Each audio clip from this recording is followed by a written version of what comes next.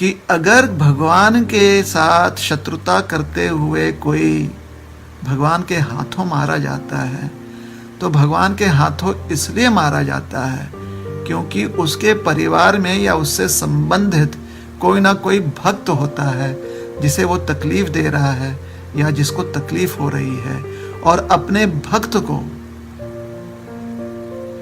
के प्रति जो प्रेम होता है भगवान का, उसकी वजह से उस भक्त के जीवन को निष्कंटक करने हेतु भगवान उन लोगों को मोक्ष प्रदान करते हैं, मुक्ति प्रदान करते हैं जो भगवान से शत्रुता करते हैं।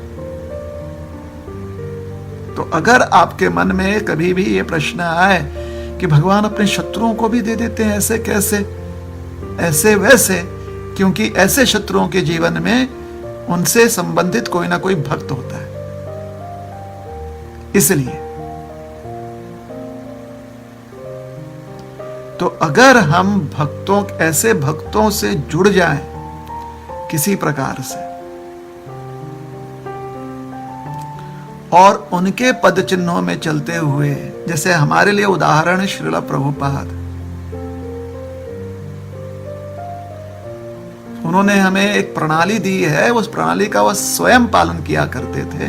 वह प्रणाली हम उन्हें एक अत्युत्तम उदाहरण समझकर उनके पद चिन्हों में अगर चलने का प्रयास करें तो निश्चित रूप से जिस प्रकार से उनके मन में कृष्ण के प्रति स्नेह और प्रेम है, हमारे मन में भी जागृत हो जाएगी। महाजन येन गतः स पंथा, महाजनों के पद चिन्हों में चलने का प्रयास करना चाहिए।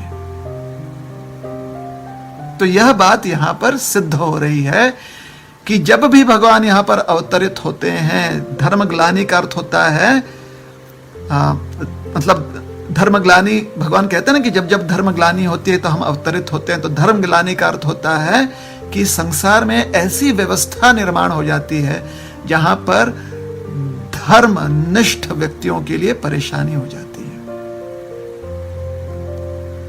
तो धर्मग्लानि में धर्मनिष्ठ जो व्यक्ति होता है उसे तकलीफ हो रही है, और जो लोग धर्म की ग्लानि कर रहे हैं वो भगवान के विरुद्ध जा रहे हैं, तो भगवान अवतरित होते हैं, उन लोगों को रोकते हैं। अगर भगवान के हाथों मारे गए तो उन्हें मुक्ति मिलती है जो भगवान के विरुद्ध हैं। और अपने भक्तों को क्या प्रदान करते हैं? जो धर्मनिष्ठ होते हैं उन्हें क्या प्रदान करते हैं? उन्हें एक ऐसी व्यवस्था प्रदान करते हैं जहां पर वो भगवान की सेवा कर ले, क्योंकि धर्मनिष्ठ जो भक्त होता है, भगवतनिष्ठ जो भक्त होता है, वो किसी भी अवस्था में सेवा करना चाहता है, मुक्ति अभिलाषी नहीं होता, वो सेवा अभिलाषी होता है। तो जिन लोगों को मुक्ति मिल रही है उनसे हमें प्रेरणा नहीं लेनी चाहिए। चाहे यह नहीं विचार करना चाहिए कि अरे मतलब अगर भगवान से शत्रुता कर ली तो मुक्ति मिल जाएगी, ऐसा विचार नहीं करना चाहिए। क्योंकि जिन लोगों को मुक्ति मिल रही है शायद वह उनके लिए बहुत ही महत्वपूर्ण हो, किंतु जो भगवान से प्रेम करना चाहता है, भगवान की सेवा करना चाहता है, जो जीव का धर्म होता है भगवान की सेवा करना, जीव का गुण धर्म है भगवान की सेवा करना, वह हमारा अधिकार है भगवान की सेवा करना।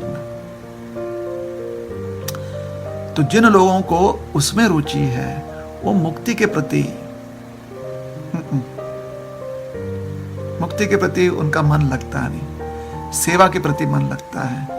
और अगर सेवा के लिए भगवान से विरह भी होता है तो दुख होता है भक्त को, लेकिन सेवा उसके लिए परमोच्च है। उद्धव जी के लिए सेवा परमोच्च है, सर्वोपरि है।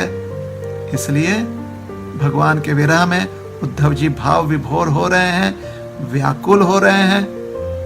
इससे भगवान के प्रति उनका प्रेम और बढ़ रहा है, किंतु भावना से ज्यादा महत्वपूर्ण उद्धव जी के लिए है भगवान की सेवा करना।